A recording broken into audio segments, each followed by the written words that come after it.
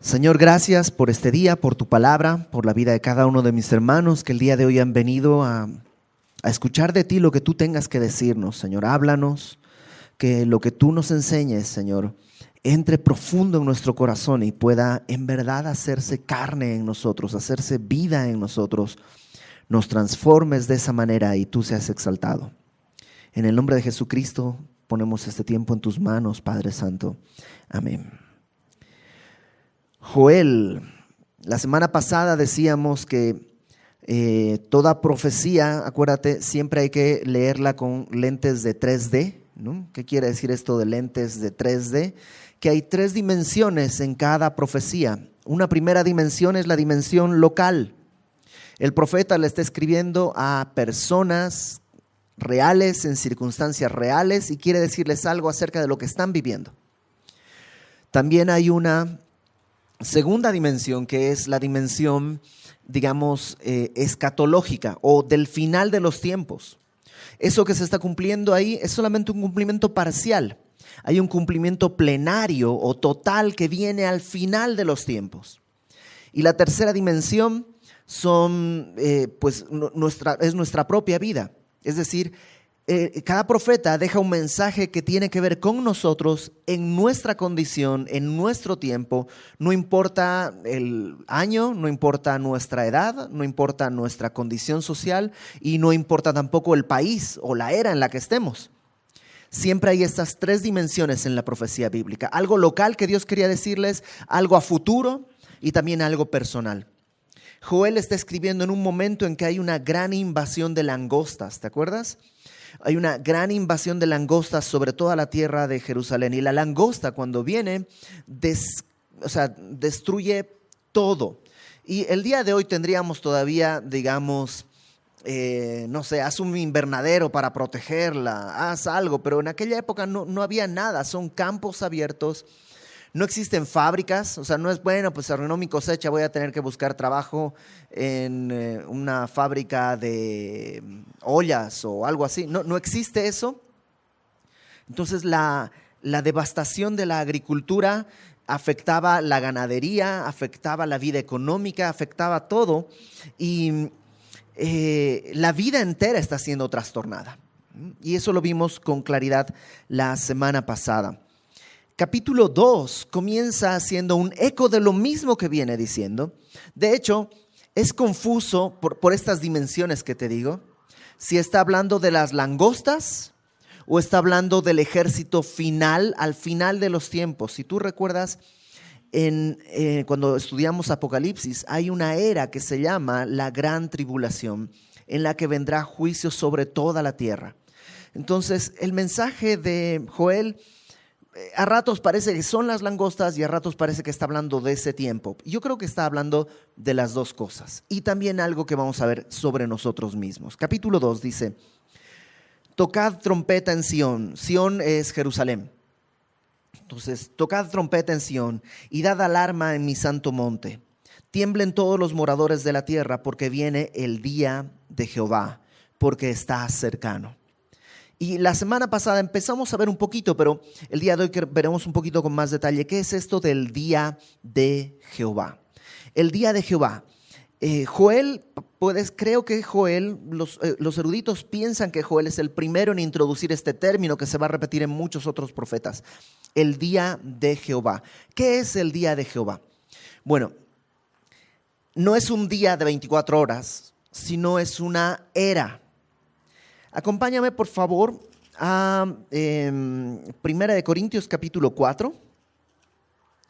Primera de Corintios capítulo 4, versículo 3. Primera de Corintios capítulo 4, versículo 3. Pablo está hablando de que él no tiene confianza en sí mismo. O sea, no se trata de que yo vivo por mí mismo, ante mi conciencia estoy limpio. Dice, no, yo no me juzgo. Pero fíjate, 1 Corintios 4, versículo 3. En muy poco tengo el ser juzgado por vosotros o por tribunal humano, y ni aun yo me juzgo. Porque Aunque de nada tengo mala conciencia, no por eso soy justificado, pero el que me juzga es el Señor. Entonces, cuando dice Pablo, la verdad, no me preocupa que ustedes me juzguen. Y luego dice, tampoco me preocupa ser juzgado por tribunal humano.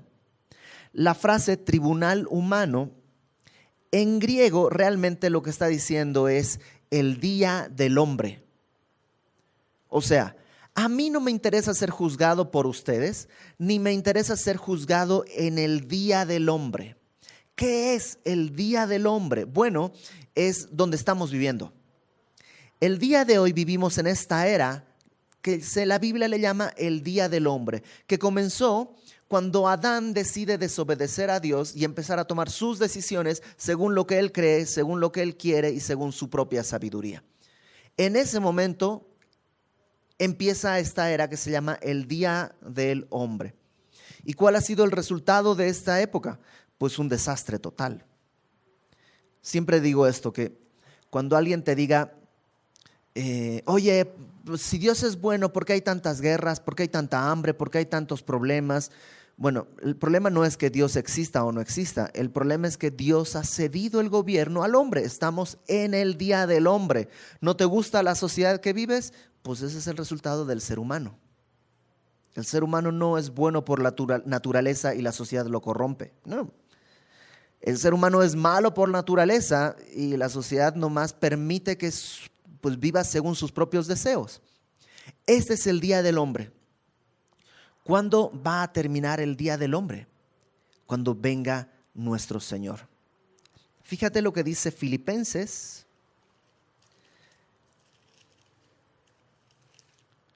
Filipenses capítulo 1, versículo 6. Filipenses 1, 6.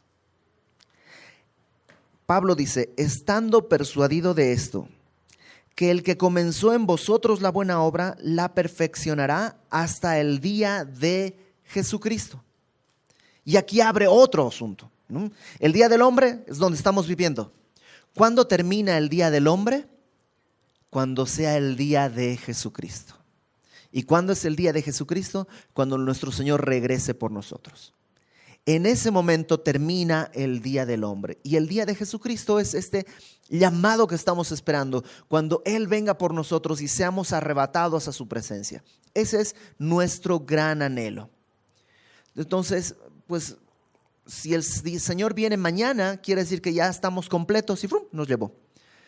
Si no viene mañana, pues nuestra graduación es en una caja de madera y con un montón de gente alrededor, ¿no? Entonces tenemos ya 2 días. El día del hombre, que es el día en que nosotros estamos viviendo, el día en que el hombre decide todo y el hombre ha dado como resultado pues esto que tenemos.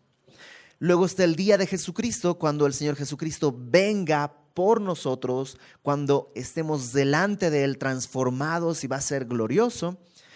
Y luego viene el día de Jehová. El día de Jehová comienza con la gran tribulación y se extiende los 7 años de la gran tribulación y todo el milenio. Ese es el día de Jehová, el día en que Dios mismo vuelva a intervenir en los asuntos de la tierra de manera directa. ¿Dios gobierna el día de hoy? Sí, claro que sí. El Señor no se ha apartado, no está escondido, no. Dios es el Señor y el Señor sigue siendo el dueño y soberano de toda la creación. Pero en este tiempo permite que el hombre dirija su destino, el destino del mundo. En el día de Jehová, Él comenzará con un juicio, la gran tribulación, y luego seguirá con un reinado que es el milenio. Ese es el día de Jehová. ¿Sí estamos? Entonces, el día del hombre, donde tú y yo vivimos. ¿Cuándo termina el día del hombre? Con el día de Jesucristo, cuando el Señor venga por nosotros. Y entonces comenzará el día de Jehová, primero con juicio y luego con el reinado perfecto de nuestro Señor Jesucristo por 1000 años. Regresa a Joel conmigo, por favor. Entonces dice, tocad trompeta en Sión y dad alarma en mi santo monte. Tiemblen todos los moradores de la tierra, porque viene el día de Jehová, porque está cercano. Entonces, Joel está diciendo, esto de las langostas, que es terrible, una devastación, es como el día de Jehová en chiquitito. Entonces siempre va a hablar de eso como el día de Jehová, pero en realidad es solamente una sombra. El día de Jehová, el verdadero, el definitivo, va a venir mucho más adelante, todavía más adelante de nosotros. Nosotros estamos esperando que llegue ese momento. El día en que Dios traerá juicio. Fíjate cómo es el día de Jehová. Verso 2. Día de tinieblas y de oscuridad, día de nube y de sombra.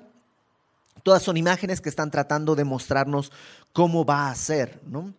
Y alguien puede decir, qué bueno, pues a mí me gusta la oscuridad, pero estamos hablando de la regla general, no de gente excepcionalmente rara, digamos, que se deleita en eso, ¿no? Sino en general, día de tinieblas, de oscuridad, día de nube y de sombra, o sea que esconde el sol, la luz. Mira cómo lo describe. Como sobre los montes se extiende el alba, así vendrá pueblo grande y fuerte. Semejante a él no lo hubo jamás, ni después de él lo habrá en años de muchas generaciones. Así como cuando en el campo sobre todo se puede ver que el alba es el amanecer, ¿no? El alba se ve el sol en la montaña y como que poco a poco va bajando el sol y va como barriendo el sol y ya de pronto llega y ya todo es de día. Así va a venir un ejército sobre Jerusalén. Lo vas a ver desde lejos y poco a poco va a ir extendiéndose y va a ser grande, grande, grande, enorme, enorme, enorme, enorme. Una vez más, ¿habla de las langostas? Puede que sí, pero lo interesante es que dice a futuro, vendrá y las langostas ya están ahí. Entonces tal vez no está hablando solo de eso, sino del final de los tiempos, cuando venga en verdad todo un ejército sobre Jerusalén para conquistarla. Si tienes dudas, checa las conferencias que hicimos hace un tiempo sobre Apocalipsis, capítulos pues del 6 al 19.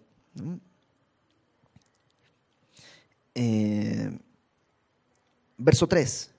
Fíjate cómo describe lo que hace este ejército. Delante de él consumirá fuego, tras él abrazará llama. Como el huerto del Edén será delante de él, y detrás de él como desierto asolado. Ni tampoco habrá quien de él escape. Son imágenes, ¿no? Delante de este ejército es como el Edén, todo bonito, pero detrás, cuando él va pasando como fuego, ¿no? Entonces va quemando todo, va arrasando todo y atrás solo queda desierto, todo devastado. De esa fuerza es el juicio de Jehová, porque estamos hablando de que no es una plaga ecológica, es Dios trayendo un juicio sobre la tierra, es el día de Jehová. Verso 4, fíjate cómo describe esto. Su aspecto como de caballos, y como gente de a caballo correrán, como estruendo de carros saltarán sobre las cumbres de los montes, como sonido de llama de fuego que consume hojarascas, como pueblo fuerte dispuesto para la batalla. Una vez más, si has visto una langosta, su cabeza parece como de caballo, así toda la alargada y todo. Podría ser una referencia a eso, pero es algo más grande que eso. Simplemente está describiendo un ejército grande. También podría ser este ejército de langostas que en Apocalipsis se describe, que saldrán del abismo y que invadirán toda la tierra y que son demonios. Eso al final de los tiempos, ¿no? Cuando sea el tiempo de la gran tribulación. Verso 6, delante de él temerán los pueblos, se pondrán pálidos todos los semblantes. Si te das cuenta, es más grande que Jerusalén, porque no habla de temblará el pueblo, sino los pueblos, es algo mucho más grande. Verso 7, como valientes correrán, como hombres de guerra subirán el muro, cada cual marchará por su camino y no torcerá su rumbo. O sea, estarán muy bien coordinados, será un ejército realmente bien coordinado. Ninguno estrechará a su compañero, cada uno irá por su carrera, y aun cayendo sobre la espada no se herirán. Irán por la ciudad, correrán por el muro, subirán por las casas, entrarán por las ventanas a manera de ladrones. Imagínate una invasión de eso, algo que podamos entender mejor, cucarachas, ¿no? Una nube de cucarachas entrando por tus ventanas, por las puertas, por la chimenea, debajo de la... O sea, es básicamente eso lo que está describiendo. Así vienen o estas langostas, o este ejército de demonios, o simplemente el juicio. Está entrando de modo que nadie puede escapar del juicio de Dios. Verso 10. Delante de él temblará la tierra, se estremecerán los cielos, el sol y la luna se oscurecerán y las estrellas retraerán su resplendor. Y esta es una descripción que Juan también da en Apocalipsis, ¿no? Será tan grande el juicio que la luna se va a oscurecer. Verso 11. Y Jehová dará su orden delante de su ejército. Y esto es lo importante. Ese es un ejército de Dios. Oye, pero ¿no dijiste que podían ser demonios? Sí, también Satanás es un siervo de Dios. Él es el que gobierna. Él decide cuándo va a pasar todo esto. Es su ejército por medio del cual está trayendo juicio. Verso 11. Jehová dará su orden delante de su ejército, porque muy grande es su campamento. Fuerte es el que ejecuta su orden, porque grande es el día de Jehová y muy terrible. ¿Quién podrá soportarlo? Entonces, Joel está diciéndole al pueblo, ¿te acuerdas? La visión local.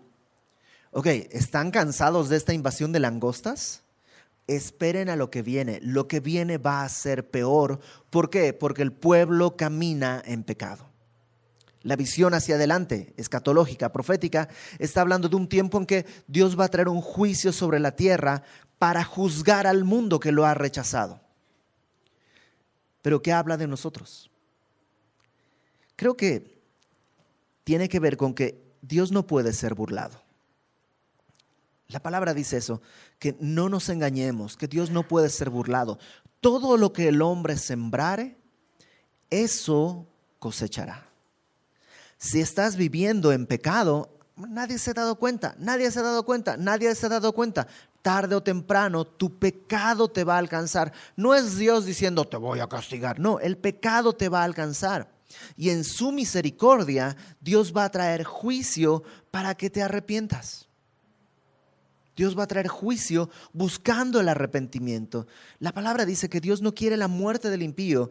La palabra dice que Dios no quiere que nos perdamos, sino que todos obremos al arrepentimiento, que conozcamos la gracia de Dios. Y si para eso Dios tiene que destrozar nuestra vida, gloria a Dios por ese tiempo. Una vez que ha marcado que Dios va a traer juicio, que Dios va a traer esto y va a ser terrible, entonces empieza a dar la solución. ¿Qué hacer? Verso 12. Por eso, pues, ahora, dice Jehová, convertíos a mí con todo vuestro corazón, con ayuno y lloro y lamento. Me encanta que Dios no pide soluciones externas. Entonces, mira, haz una trampa para langostas. No, lo que dice es que tienes que convertirte a Él, regresar a Él, pero con todo tu corazón. Con todo tu corazón implica algo muy profundo. Las cosas que están en el corazón difícilmente cambian. Las cosas que están en la mente pueden cambiar más o menos seguido. No sé, yo consideraba que esta doctrina política era adecuada, pero pues el día de hoy ya no me convence, me cambié de doctrina política, ahora creo que esta doctrina política será más adecuada a nuestro tiempo, ¿no? Yo antes, pues no sé, lo que sea que esté en tu mente es fácilmente de cambiar. Lo que está en tu corazón no es fácil de cambiar. Piensa en dos ejemplos. Uno, aquel adolescente o aquella adolescente que sufre por aquel muchacho de ojos pispiretos, ¿no? Es que no me hace caso y me dijo que, no. Pero sabes que es un patán, sí lo sé, pero mi corazón no lo puede entender. ¿Qué pasa? En su mente lo entiende, sabe que no vale la pena, pero lo que está en el corazón no es fácil de cambiar, no se mueve fácilmente. Piensa en tu equipo de fútbol. El equipo de fútbol no es una cuestión de la mente, ¿no? Si fuera una cuestión así de la mente, nadie le iría al Cruz Azul, porque pues, le sumas y dices, pues no, vamos a otro equipo, porque hasta la final, pero nunca más, ¿no? Pero es algo del corazón, va más allá de la mente, va más allá de los resultados, va más allá de las cosas que analizamos, está en el corazón. Bueno, Dios dice, vuélvanse a mí, no en su mente. Creo que sí, viendo todo este asunto de la langosta, creo que lo más adecuado es regresar al Señor. O sea, si lo haces así, solo estás volviendo en tu mente. Pues sí, o sea, cuando las cosas te van mal, agarrarte del Señor es lo más sensato. Joel dice, vuélvanse al Señor, pero pone una serie de características. Con ayuno, lloro y lamento. El ayuno es este desprecio por las cosas terrenales con tal de escuchar la palabra de Dios, la voz de Dios y la voluntad de Dios. No quiero comer para escucharte. No quiero hacer algo del mundo para escucharte. Con lloro y lamento habla del dolor por el pecado, del arrepentimiento genuino. Cuando alguien dice, sí, me arrepiento, que lo vimos el domingo, ¿no? Cuando alguien dice, sí, me arrepiento, sí, pero no hay un cambio, entonces no hubo arrepentimiento. Por eso dice el versículo 13, rasgad vuestro corazón, no vuestros vestidos, y convertíos a Jehová vuestro Dios. Que no sea algo externo, sino interno. ¿Por qué? Porque si no, Dios te va a castigar y vas a ver lo que pasa. No, fíjate la razón que da. Porque misericordioso es Dios y clemente, tardo para la ira y grande en misericordia y que se duele del castigo. ¿Quién sabe si volverá y se arrepentirá y dejará bendición tras él? Esto es ofrenda y libación para Jehová vuestro Dios. ¿Sabes por qué te deberías convertir? Porque es bueno Dios. La palabra dice que es su benignidad la que nos guía al arrepentimiento, no el temor, no el miedo a las consecuencias, sino su bondad. Dios te está diciendo, acércate, me duele darte el castigo. Tengo que darte castigo para que regreses, pero no es algo que me deleita, se duele del castigo. Regresa a mí, vuelve a mí. Y dice, a lo mejor se arrepiente. Y estás usando una manera de hablar, ¿no? Sabemos que Dios no se arrepiente en el sentido que tú y yo lo hacemos. Tú y yo lo hacemos porque dices, estaba equivocado, perdón, ya lo entendí, ahora voy a cambiar de rumbo. Dios no vive eso porque Él nunca está mal, no tiene en ese sentido que arrepentirse. Pero una manera de expresarlo por los profetas es esto.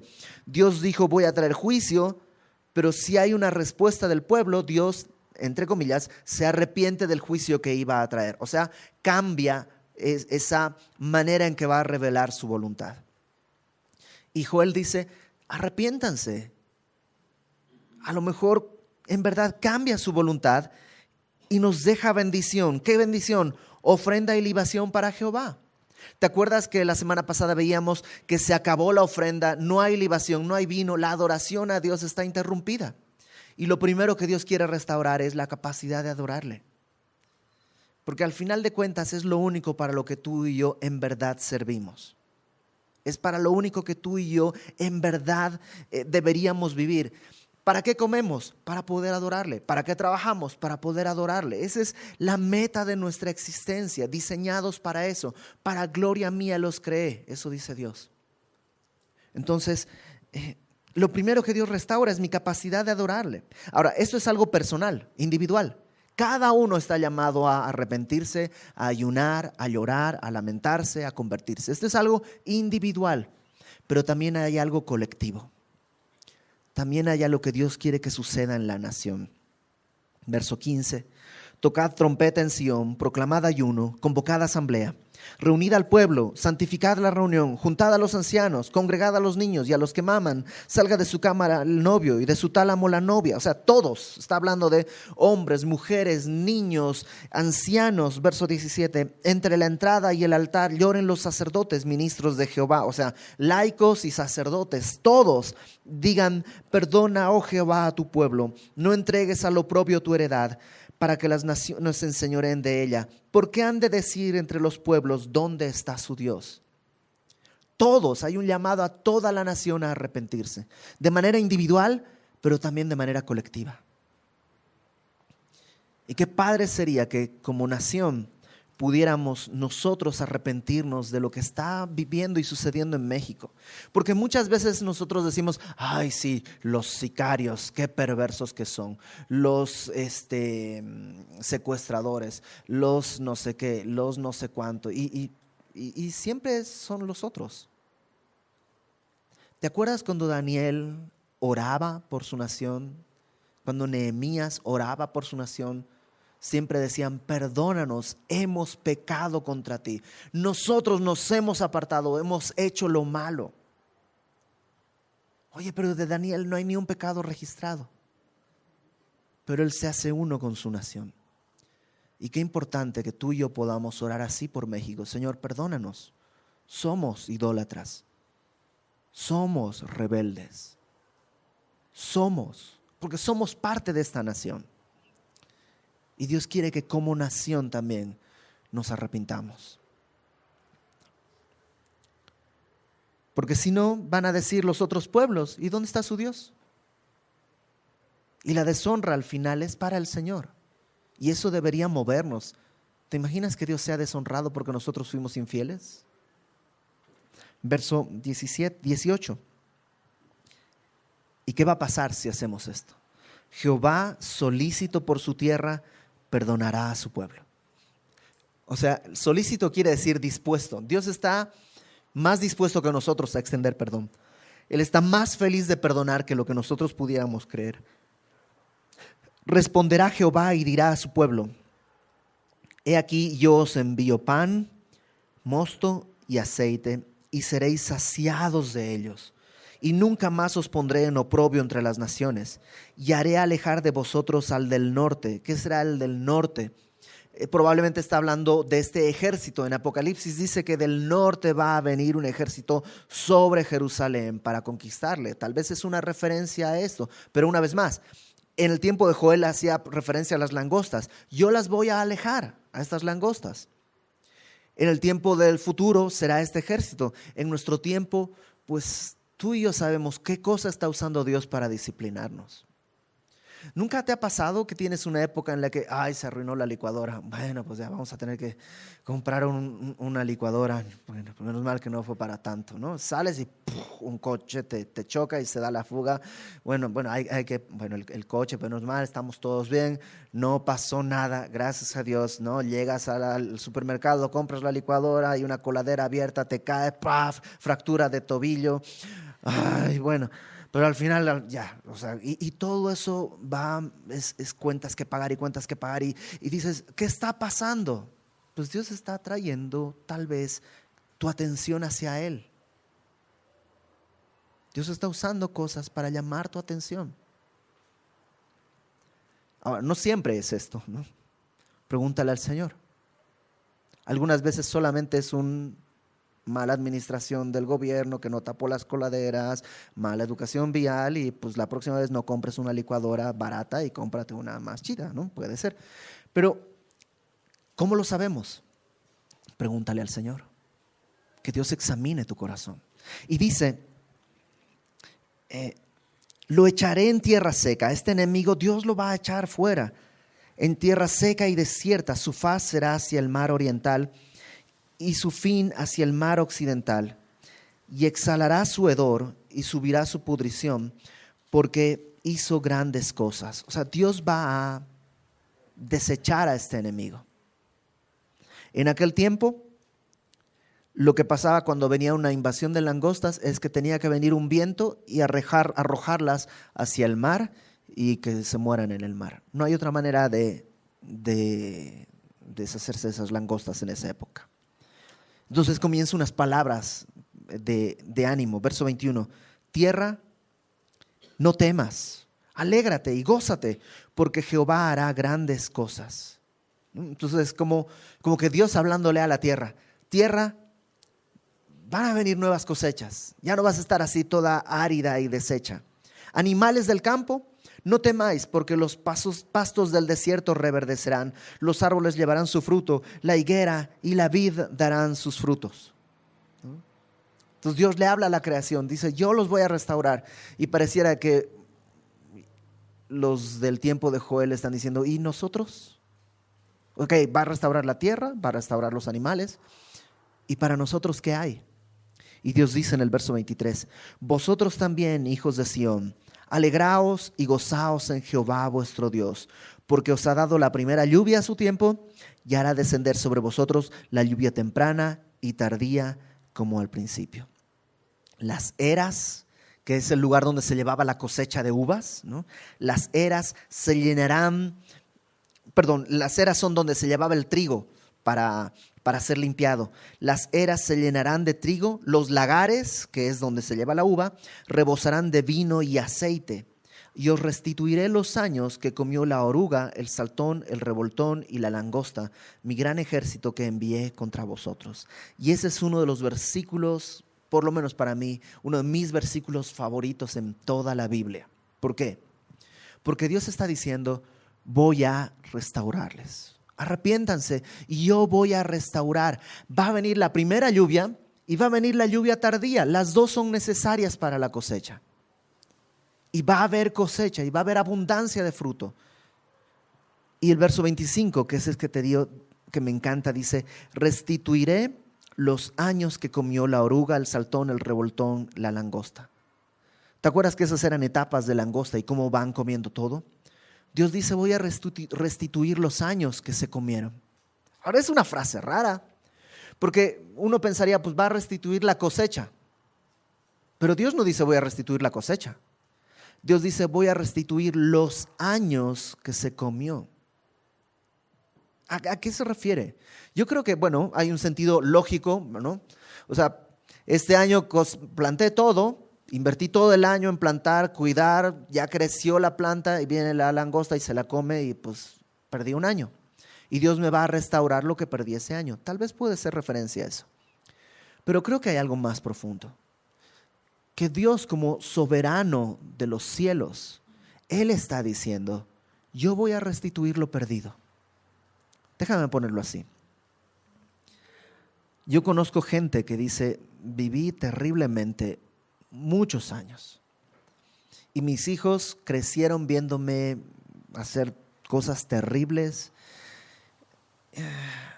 Y ahora ya son adolescentes o casi adultos y me perdí su infancia, no pude enseñarles la palabra en su tiempo, perdí mi oportunidad. Y Dios dice, arrepiéntete ahora de tu pecado, yo voy a restituir los años que están perdidos. ¿Cómo? No lo sé, pero Él lo hace. Él lo hace. Él va a agarrar y va a tomar lo que se ha perdido y lo puede restituir. Cosas que tú y yo podemos poner otra cosecha, pero ¿quién puede regresar a la infancia de los niños? ¿Quién puede volver 10 años de matrimonio y volver a empezar? Ninguno, pero Dios sí. Y Dios dice, yo voy a regresar y yo voy a restituir lo que se perdió. Qué maravillosa promesa. ¿Cómo lo va a hacer? O sea, ¿vamos a regresar en el tiempo? ¿Te acuerdas de Nicodemo cuando Jesús le dice, tienes que nacer de nuevo? Tampoco entiende. Y dice, tengo que volver a entrar al vientre de mi mamá para volver a nacer. Y Jesús le dice, el viento sopla de donde quiere y nadie sabe a dónde va. Y está hablando del Espíritu. ¿Cómo Dios va a restaurar todo esto? Verso 26. Fíjate, comeréis hasta saciaros. Alabaréis el nombre de Jehová vuestro Dios, el cual hizo maravillas con vosotros. Nunca jamás mi pueblo será avergonzado. Conoceréis que en medio de Israel estoy yo, y que yo soy Jehová vuestro Dios, y no hay otro, y mi pueblo nunca jamás será avergonzado. ¿Cómo Dios va a restaurar todo esto? Él va a estar ahí en medio. Él no promete algo, Él se promete a sí mismo. Eso es maravilloso. Por eso, Jesús es ¿qué cosa? Emmanuel, Dios con nosotros. Cuando yo vengo al Señor en arrepentimiento, Él se promete a sí mismo. Él dice, yo me voy a entregar, yo en ustedes voy a traer esta restauración. Verso 28, fíjate cómo va a llevar a cabo esta restauración. Después de esto, cuando ya esté entre nosotros, derramaré mi espíritu sobre toda carne, y profetizarán vuestros hijos y vuestras hijas. Vuestros ancianos soñarán sueños, vuestros jóvenes verán visiones, y también sobre los siervos y sobre las siervas derramaré mi espíritu en aquellos días. Dios dice, voy a derramar de mi espíritu sobre toda carne. En el Antiguo Testamento hay algunos ejemplos en los que el Espíritu Santo fue derramado, ¿no? Saúl, David, aunque no lo dice, se supone que en los profetas, ¿no?, el Espíritu Santo se derramaba, pero son solo algunas personas en un momento determinado y por una etapa específica. La promesa ahora es que el Espíritu vendrá sobre toda carne. Y ahí pone, siervos y libres, hombres, mujeres, jóvenes y ancianos, todos van a poder tener este gran regalo que es no solo Dios entre nosotros, sino ahora el Espíritu Santo en nosotros. ¿Cuándo se cumplió esto? O cuándo más bien comenzó a cumplirse esto. Si tú tienes buena memoria, recordarás que esto es lo que dice Pedro en Hechos capítulo 2. Déjame, te cuento rapidísimo la historia.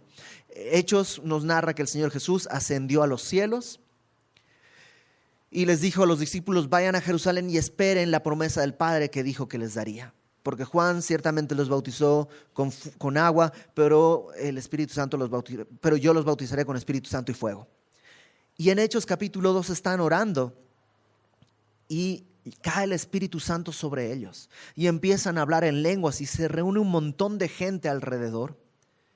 Y entonces Pedro, cuando escucha que los demás dicen, oye, ¿qué pasa con esos? ¿Están locos? ¿Están borrachos?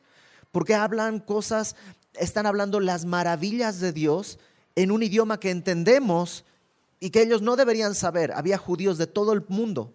Judíos que nacieron en Roma, en Egipto, en Alejandría, en todas partes, en Bitinia, en el Ponto, y estaban ahí y todos dicen, yo lo escucho hablar en un egipcio perfecto.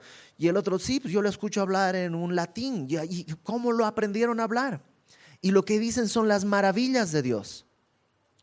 Y entonces Pedro se pone de pie y les dice, esto que están oyendo no es que están locos o borrachos, son las 9 de la mañana. Esto es el cumplimiento de lo dicho por el profeta Joel. Y cita este pasaje. Al final de los tiempos, después de esto, derramaré de mi espíritu sobre toda carne, y etcétera, etcétera, etcétera, etcétera, etcétera, etcétera. Ahí comenzó a cumplirse esta profecía. En ese momento está la promesa de que el Espíritu Santo vendrá sobre cada uno de nosotros. Y Pedro conocía el contexto de Joel. O sea, Pedro sabe que Joel está hablando en un tiempo en que está llamando al arrepentimiento para poder recibir esta restauración. Entonces tú lees Hechos 2 al final, Pedro dice, así que, hermanos, ¿qué tenemos que hacer? Le preguntan, dice, arrepiéntase cada uno de su pecado y recibirán el don del Espíritu Santo. Y eso es lo que Dios promete. Tu vida está devastada, seca. Tú dices, mira, ni siquiera ando en pecado ni ando en nada, pero está seca mi vida, está muerta. ¿Cómo hago para que florezca? Cuando leo la Biblia parece que estoy comiendo unicel, así seco, sin sabor, está horrible. ¿Qué hago? Necesitas vida, vida en abundancia. Necesitas el Espíritu Santo derramado sobre ti. Busca al Señor. El Señor dijo que si nosotros que somos malos sabemos dar buenas dádivas a nuestros hijos, ¿cuánto más el Padre que está en el cielo dará el Espíritu Santo a aquel que lo pida?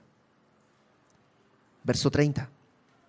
Daré prodigios en el cielo. Esta parte todavía no se ha cumplido. No, la parte del 28 al 29 ya comenzó a cumplirse en Joel y sigue cumpliéndose, ¿no? Con cada creyente que pide el Espíritu Santo viene sobre él. Eso va cumpliéndose. Pero la parte del 30 en adelante todavía no se ha cumplido. Daré prodigios en el cielo y en la tierra, sangre, fuego y columnas de humo. El sol se convertirá en tinieblas, la luna en sangre. ¿Cuándo se cumplirá todo esto? En la gran tribulación, antes que venga el día grande y espantoso de Jehová. Y todo aquel que invocar el nombre de Jehová será salvo. Porque en el monte de Sión y en Jerusalén habrá salvación, como ha dicho Jehová, y entre el remanente al cual él habrá llamado. Y termina haciendo esta promesa. ¿Para quién es esto? Para todo aquel que invoque el nombre de Jehová. Judío, griego, gentil, hombre, mujer, siervo, libre, inteligente, tonto, educado o silvestre, no importa, para todos hay esta gran promesa. Y creo que, otra vez, está hablándole al pueblo en ese momento. Yo creo que se arrepintieron y que Dios trajo esto y por eso ni siquiera está registrado en los libros de historia un momento así.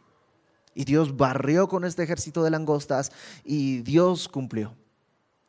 En el futuro, Dios lo cumplirá. Vendrá este ejército de langostas del infierno, ¿no? Langostas del fondo del abismo. Vendrá este ejército del norte contra Jerusalén y Él regresará, enjuiciará, quitará todo eso y instaurará su reino por 1000 años y luego la eternidad junto a Él. Pero también lo cumple en nuestra vida. Y hay una gran promesa. ¿Piensas que hay cosas que has perdido? Pues ven delante del Señor.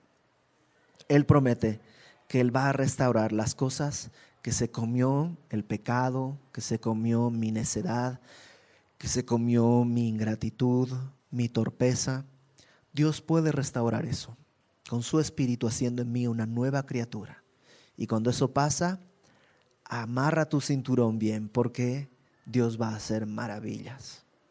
Pero bueno, de eso vamos a hablar la próxima semana en el capítulo 3. Vamos a orar. Señor, gracias.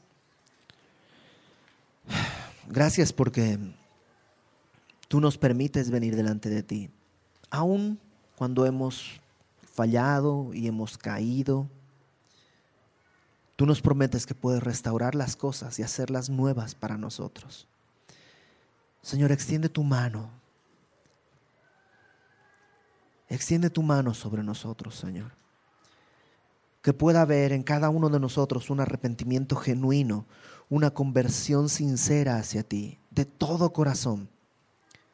Si alguien está en rebeldía, que el día de hoy podamos regresar a ti y ver cumplida esta promesa, que tú vas a traer la lluvia temprana y la lluvia tardía, que lo perdido tú lo vas a restaurar y que tu Espíritu Santo pueda venir sobre nosotros para hacer una obra que escapa a nuestras posibilidades y a nuestras capacidades, que solo tú puedes hacer. En el nombre de Jesús, Padre Santo, te pedimos que cumplas esto en nuestra vida, como se cumplió en la vida de tantos otros antes de nosotros. En el nombre de Jesús, Señor, te pedimos que te glorifiques. Que otros que están alrededor nunca digan de nosotros dónde está su Dios. Gracias por tu disciplina y gracias por tu promesa y tu fidelidad. En el nombre de Jesús, Padre Santo. Amén.